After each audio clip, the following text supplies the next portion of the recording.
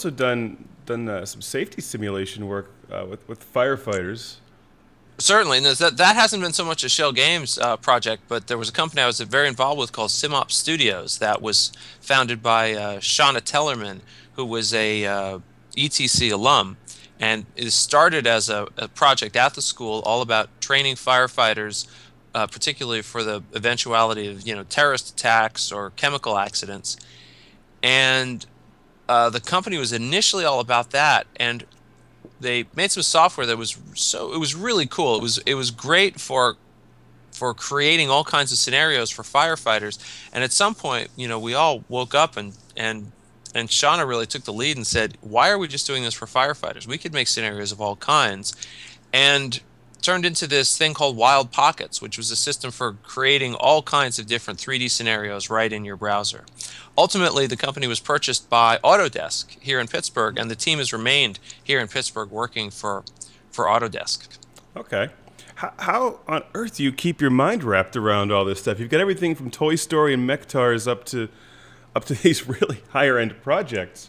It's tough. I mean, part of the key is, I'm lucky enough to kind of just be surrounded by great people who are able to kind of take and lead these projects and take them places. And I kind of, flit around and try and be helpful where I can, try and bring these things together. But you're absolutely right. It is an awful lot to keep track of. But the way I look at it is I figure, there's people out there who run companies that, that have 100,000 people.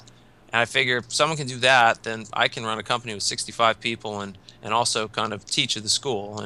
But the key definitely comes through having great teams on both sides that I'm able to work with. Well, before I ask my usual questions about classic games and some history there, I'd love to get a bit more information from you on what you see as the future of video games, because you definitely have an interesting outlook on these things that don't fit the mold of just consoles or just a traditional handheld with buttons. Yeah, no, I mean, because the thing about the video game industry is it always changes. It changes a lot. I mean, people nowadays kind of act like consoles were always here and were always the center of the video game industry, when really they weren't. I mean, I remember being at the GDC in 1996, I guess, when there was this kind of realization that, hey, PC might not be the thing anymore. These consoles are starting not to suck, because it used to be what you could do on a console was so primitive compared to what you do on the PC that everyone kind of PC was where it was really at. And that consoles, that's kiddie stuff, that's for little kids, But then that started to shift, and consoles really took over, and PC kind of fell by the wayside and became a less central part. And I think we're gonna see a lot of changes again, because there's a question now about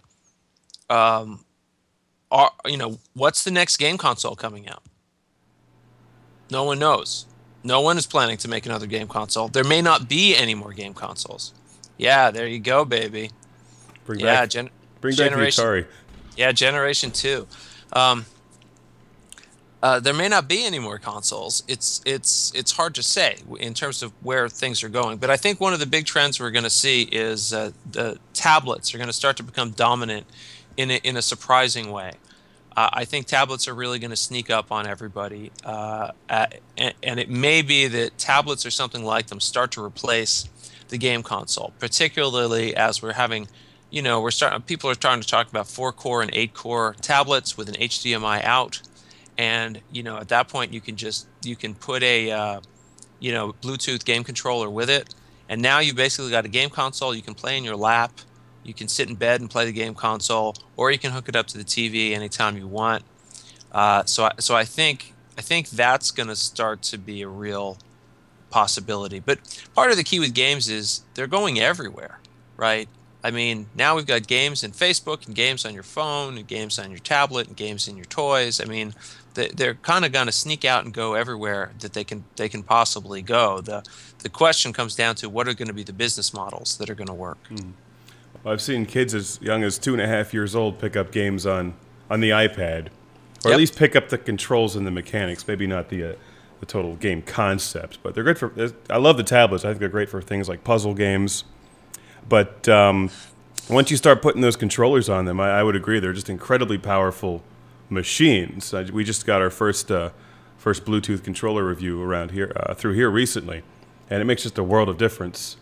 But for games that are designed for the traditional controls, but I would agree that tablets are a driving force of the future. But what is your favorite game or game console from the past? I'm assuming that you have an interest in this stuff or had an interest in this stuff back in the day. Oh yeah, no, I mean I've got consoles and I've got a collection of Atari cartridges that's just ridiculous. So you have to borrow some games from him. Oh, I've got a metric ton. I don't know. There's a lot. So going back, let's see. Like I tend to like these weird games that nobody else plays or knows about. So from the ancient days, my favorite game from the 2600 days was probably Mines of Minos, which is a game almost nobody knows. And it's so funny. I wrote an essay about it and why I thought it was a great game, and it's funny. The game is so unknown. If you search on the internet for Mines of Minos, like my name is the first thing that comes up with that essay. But if of all time, in terms of games I had the most fun with, I would say it was Blast Corps for the N64.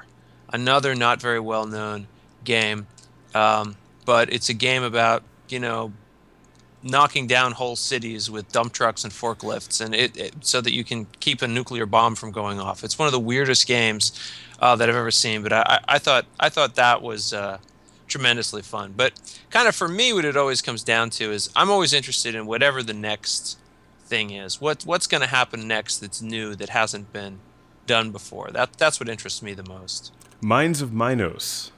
Yep. Well, so you need to grab the license for that game and republish it for tablets. There you go. We'll get Mines of Minos going, and it'll be at least twice as successful as it was on the 2600. Now, where can people go to learn more about Schell Games and your upcoming projects? You have a website I'm on right here, schellgames.com. Yeah, you can go to schellgames.com. That's SCHELL. And if you want to find out about everything I'm doing, you can just go to jesseschell.com, and I've got kind of links to the stuff I'm doing at the school and all the talks I've been giving and stuff that's going on at Schell Games, and so a lot of choices there. And Facebook and Twitter, I'm assuming there's some integration there?